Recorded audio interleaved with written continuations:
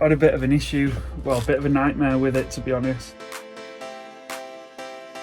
Hiya guys, and welcome back to another episode of Chill with Sage. In this week's episode, I'm cladding the insides of the van. Stick around till the end to find out what we'll be doing next week. Consider hitting that subscribe button. We've got an epic giveaway coming up and you won't want to miss it. Take it easy and I'll catch you in the next one. There we go, using the good old trusted knee to straighten out those warped bits of wood. I don't recommend that. Oh no, I think I just got a glimpse of a builder's bum. Sorry guys, I thought I'd edited all them out. Hopefully you're not eating. Note to self, wear a belt when recording.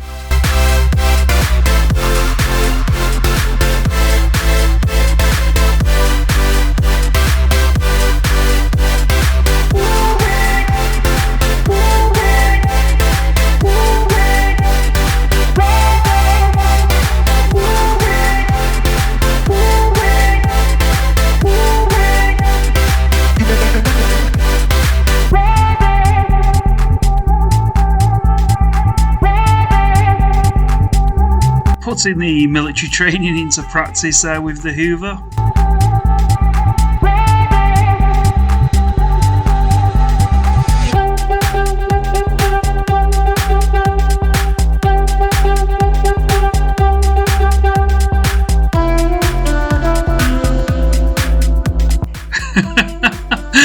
Yeah, what do you mean hurry up? I'll remember that next time you sat on the couch.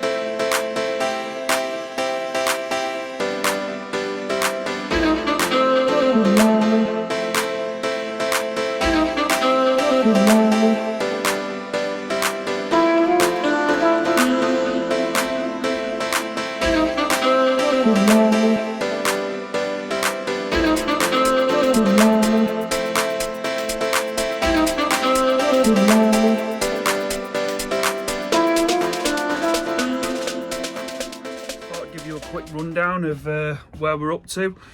So I've finished the cladding now on this side, the shiplap. Yeah, it was I had a bit of an issue, well, a bit of a nightmare with it, to be honest. The control panel, which is going here, so when I say control panel I mean all the basically all the displays. I was up last night thinking about it and it was yeah, it was doing my head in. The issue that I had was, let me get a straight piece of wood and I'll show you.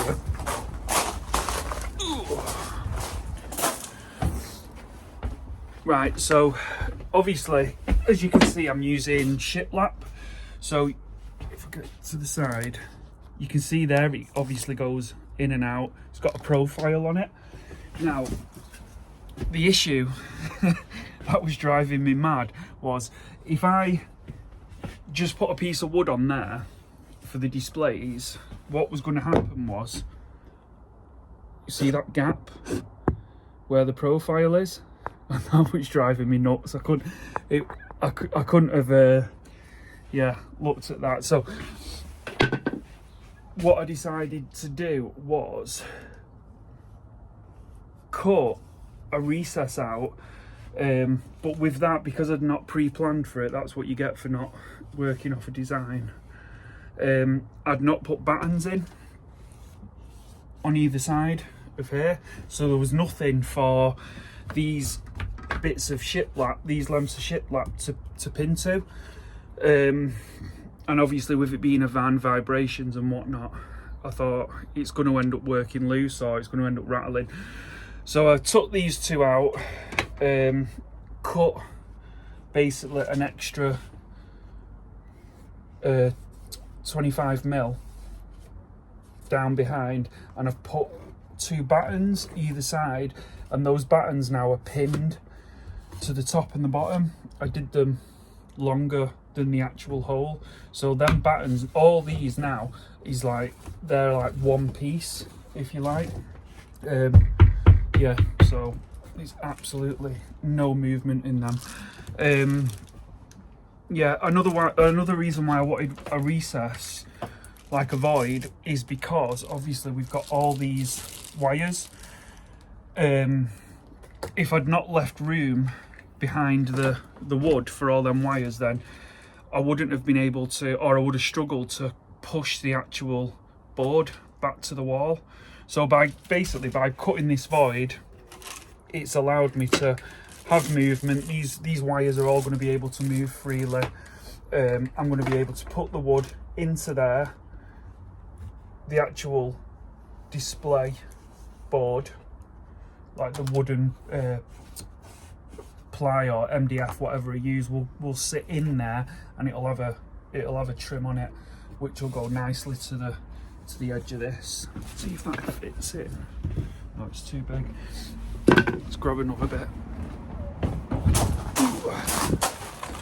This one works. No, that's too big. There's one thing about doing a van build is jumping in and out constantly. So yeah, there you go. Let's get rid of that because it's got a knot on it. So you can see there, the trim will sit nicely against there, and that will give me a good finish. But yeah, overall I'm pretty happy with it. You've probably seen on the freeze frames that I did, I also put mastic into the tongue and groove. So this is tongue and groove shiplap, so you've got obviously the bit that sticks out and then the other bit that clamps onto it. I wouldn't normally have put adhesive in that gap, but again, because it's in a camper van and it's going to be driving around, I wanted it to be as secure as possible because I don't want any rattles while we're driving. The top bit here, that's going to have a cupboard going all the way along, so that's why I've finished this here. Going to do a plyboard finish, and that'll be the back of the cupboard. Plyboard all the way from the side door to the rear door, and then build the cupboard off that. I've got panels down here, so what I'm thinking is probably 2x2 or 2x2 beam at the bottom and at the top, and then I can build off that. Then that'll give me good support for the overhead, well, not overhead because it's in a van, but the top cupboards. The wires, what you can see sticking out, so we've got, these are going to go into the top cupboards, so these are the light switches. So as you open the side door, which is there, as you open the side door, you're going to have the light switches on this side, so you can just turn them on. Underneath there, we've got a 230 volt, get them out of the way. So the white one's a 230 volt power cable, and the black one is a 12 volt power cable, so that will be able to take probably a double 230 volt and a double 12 volt power outlet there. The reason I wanted one near the door was because if we're ever sat like if we ever set up outside and we want to cook outside, then we'll be able to run an extension lead, or plug your phone in and leave it on the counter. These are all the LED panels. This is all the cables for them. Hot water, the Renogy M1, everything that I've gone through basically on a previous video.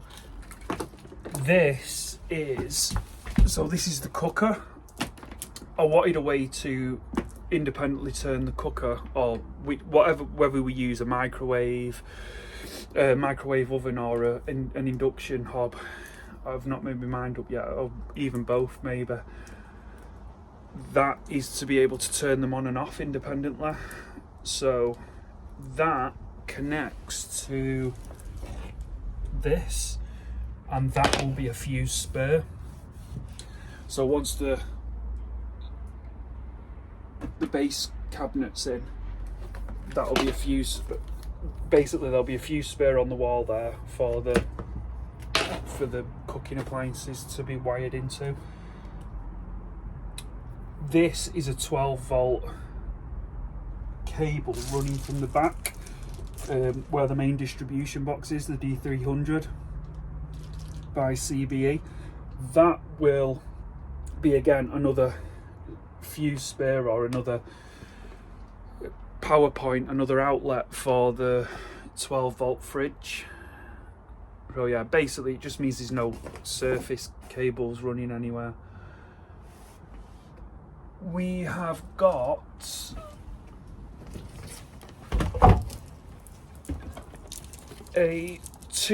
so at the back we're going to have the bed.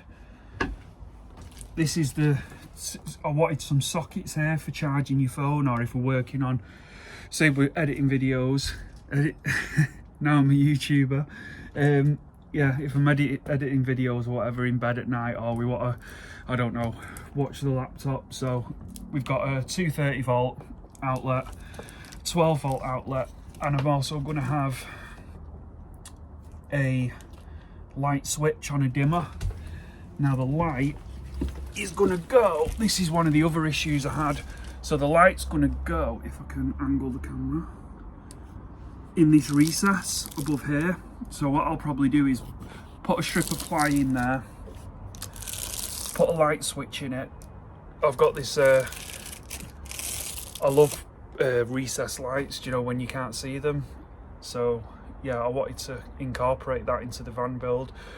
That's why I've left around about a 60mm hangover on this, because I want to be able to have this lit up on a dimmer but not be able to see the actual light. What else have we got? Oh, I've put the support in for the bed frame, so you can see there that's got like, I think it's 75 or no, I think there are 100mm screws going right into there, into the actual beam of the van underneath there, so that won't be going anywhere. We'll give it a bit of a test, but yeah, that should be fine. And I think that is it for today. Yeah, so overall pretty happy with it. I feel like I've spent the day in a Scandinavian sauna apart from it being freezing. Yeah, you can